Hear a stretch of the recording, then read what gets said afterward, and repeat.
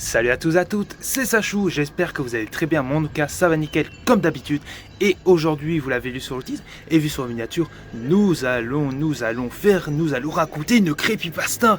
Et oui, comme en 2013, une creepypasta que j'ai trouvée sur l'internet. Une histoire qui n'a jamais été traitée partout sur le YouTube Game. Évidemment, je déconne, elle a été reprise plusieurs fois et je parle évidemment de Loading Jack. Alors pour ceux qui ne connaissent pas, c'est une creepypasta, je le dis déjà d'avance, brutale et gore. Du coup, dans cette vidéo, je vais peut-être épargner quelques détails, mais je vais garder la plupart des éléments gore. Du coup, âme sensible, s'abstenir. Allez, voilà, je pense qu'on va pouvoir directement commencer. Du coup, j'espère que cette vidéo va vous plaire. Mettez-moi dans les commentaires si vous voulez d'autres vidéos creepypasta dans ce style ou sur d'autres que vous pouvez me dire dans les commentaires. Et sur ce, abonnez-vous, commentez, partagez cette vidéo si ce n'est pas encore fait. A tout de suite. Bref, cette histoire débute alors à Londres, dans une époque contemporaine, laquelle exactement je sais pas et ça n'a rien à voir. Nous allons suivre dans cette histoire les aventures de Isaac. Vous voyez, Isaac c'est un jeune enfant d'une dizaine d'années. Bon, le gars, on va le dire direct, il a pas de chance, hein. Il vit dans la meilleure famille de 4 sauces qui m'était donné de voir, je vous jure. C'est-à-dire, le père est un alcoolique vétéré, hein. C'est un mec qui rentre tous les soirs complètement pété. Une fois rentré, il tabasse sa femme comme il faut, hein. Il l'a fait devenir bleu comme un schtroumpf et ensuite il la démonte comme une vulgaire tonte quechua, hein. Bref, vous voyez vraiment dans quel contexte Isaac grandit, hein. Et bien entendu, c'est des pauvres, hein. Donc Isaac, il n'a pas de cadeau, il n'a pas de copains, et il vit dans la merde, seul et probablement avec des poux, qui sait. Et un jour à Noël, il reçoit une boîte. Vous savez, cette espèce de jouet manivelle avec des clowns qui sort, un truc qui tourne puis crac, une tête de clown s'en en hurlant comme un dépressif. Bon, jusque là vous me suivez, j'espère. Il monte dans sa chambre pour jouer avec ce fameux jouet. Il est enfin content et tout, il a un sourire sincère, hein, c'est rare, il a un jouet pour lui-même, il peut s'amuser, et il tourne la manivelle. Et là, bam! Un vrai clown sort, mais vraiment 1m90 tout coloré, un hippie géant sorti d'un festival de l'enfer, je vous jure. Mais il était très gentil. Il fait « Bonjour, je suis Jack, le clown. Je suis ton meilleur ami. » Voilà, rien d'exceptionnel, jusque-là vous me direz. Ce qui est bien, c'est qu'Isaac a enfin trouvé un ami dans une boîte. C'est mignon, c'est glauque, c'est Noël. Et là, à partir de ce moment-là, la vie d'Isaac devint soudainement cool, puisqu'il s'y trouva un ami en carton. Et c'est déjà plus que 90% de ses camarades. Un jour, il joue dans le jardin, déguisé en pirate. Et là, le chat du voisin entre dans le jardin.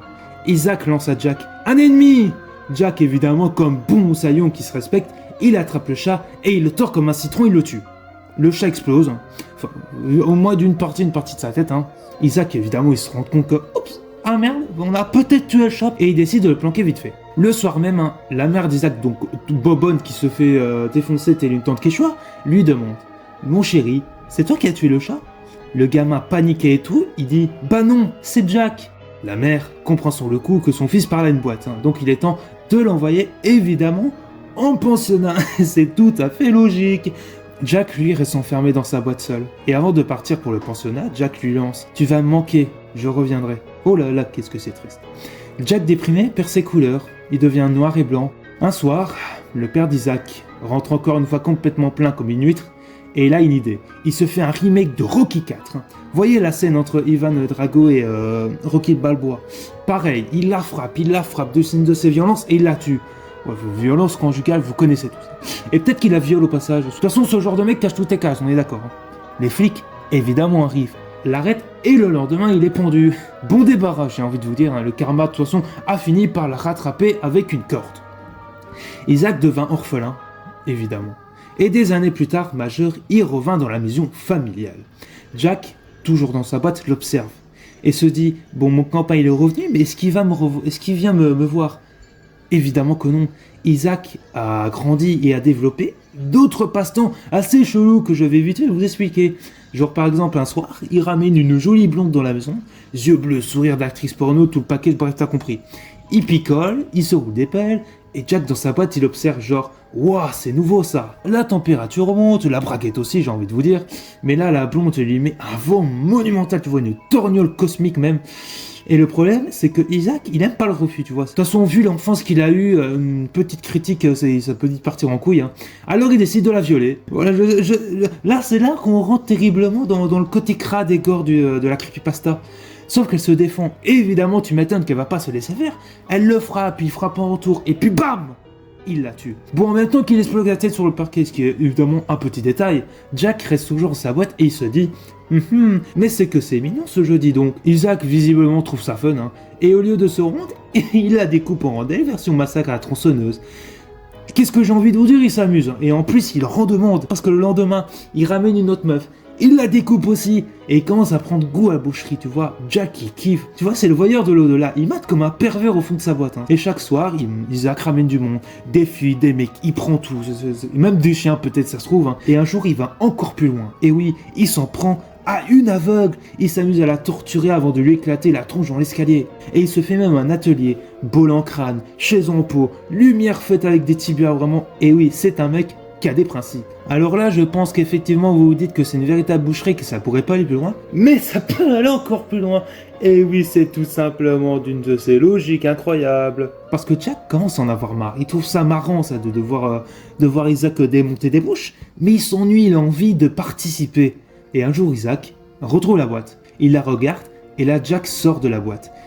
Isaac, évidemment, terrorisé, fait « Oh, tu es réel !» Et oui, parce qu'il avait oublié que c'était son ami. Il pensait que c'était un ami imaginaire comme tous les gamins de son âge. Et Jack lui répond « Oui, et je t'en veux. » Bon, à partir de ce moment-là, le clown devient légèrement malsain en noir et blanc, et il décide de le découper à l'ancienne. Tronçonneuse, hache, il le remplit de clous, de câbles, de fils de fer... Il les découpe les membres, bref, une bonne vieille boucherie faite maison, hein. Et à partir de ce jour-là, on raconte qu'une boîte enferme un clown, et que quiconque l'ouvre fait apparaître Lowling Jack, le clown rieur, pervers, sadique et amateur de tronches fines, vous vous en doutez. Et c'est la fin de cette creepypasta. Débriefing, alors cette creepypasta est connue de tous, évidemment, elle a été reprise par MotorX24 et d'autres youtubeurs creepypasta. Honnêtement, je tiens à vous le dire, c'est l'une des creepypastas les plus trash, violentes, glauques, malsaines, dérangeantes, dégueulasses des creepypasta. Et franchement, je trouve qu'elle est très très bien foutue. Bon, certes, il n'y a pas de preuves, mais c'est une véritable histoire d'horreur crade-corps comme on n'en fait plus, et j'espère que vous avez aimé. Et sur ce, c'est la fin de cette vidéo, prenez soin de vous, à plus et à bye bye, et pensez à vous abonner, liker, commenter, partager si ce n'est pas encore fait. Et dites-moi dans les commentaires si vous voulez que je fasse d'autres creepypasta. Et surtout, pour finir la morale, n'ouvrez jamais de boîte en bois offerte par quelqu'un qui sent la coque froide. Allez, salut!